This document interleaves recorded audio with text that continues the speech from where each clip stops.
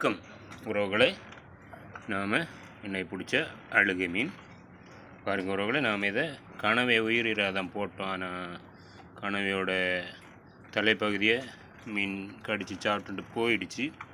அப்புறமா நாம் அந்த சதை பகுதியை தான் தோடெல்லாம் கலத்திட்டு மறுபடி இறையாக கொடுத்து போட்டிருந்ததுக்கு அருமையாக ஒரு அழுகை மீன் கிடச்சிருச்சு. பாருங்கள் உறவுகளை.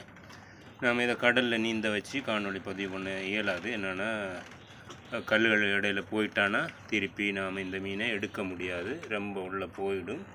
அதுக்காக தான் நாம் கடலில் அந்த கல்லுகள் இடையிலேருந்து ஓட விட்டு காணொளி பதிவு பண்ணாமல் நாம் தனியாக வேறு கல்லுகள் இல்லாத இடத்துல நாம் கொண்டு வந்து மீன் ரொம்ப தளர்ந்தப்புறம் ஓட வச்சு காணொளி பதிவு பண்ணுவோம் உறவுகளை. பாருங்கள், அருமையாக நாம் பிடிச்ச அழுகை மீன், அரிய வகை மீன். பாருங்கள், ரொம்ப சுவையான மீனும் கூட உறவுகளை. இது ரொம்ப விலை உயர்ந்த மீனும் கூட. நம்ம கிங்ஃபிஷ், அதாவது நெய் மீன், அந்த மாதிரி மீன்களை போல் இதுவும் ரொம்ப விலை உயர்ந்த மீன். பாருங்கள் உறவுகளை, ரொம்ப சுவையான மீனும் கூட. எல்லாத்துக்குமே குழம்பு வச்சாலும் ஃப்ரை பண்ணாலும் ரொம்ப சுவையாக இருக்கக்கூடிய மீன் தான் இந்த அழுகை மீன். பாருங்கள், இன்னைக்கு கிடச்சிருக்கிறது பரவாயில்லை மீன், சைஸ் அழுகை மீன் தான்.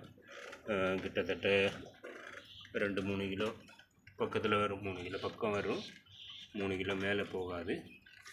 அருமையாக நீந்துட்டுருக்கு பாருங்கள் உறவுகளை. நாம் இப்போ பிடிச்ச அழுகை மீன் தான்.